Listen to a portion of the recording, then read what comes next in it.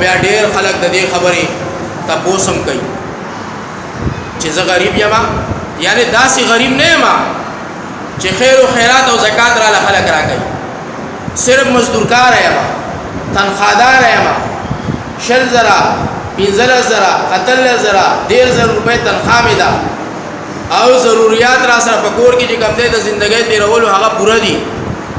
صاحب نصاب نه یم چاته محتاجم نه یم لیکن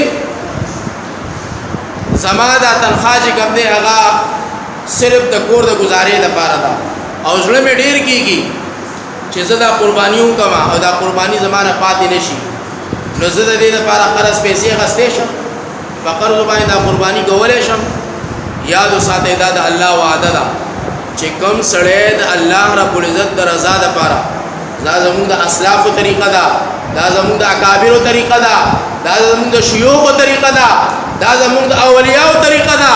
دا د هغه الله د دوستانو طریقه ده چې دا غوي سره په هغه وخت کې اسم نو قرض به راوغستو او الله د رضا لپاره به چې کوم دې دا قرباني وکړه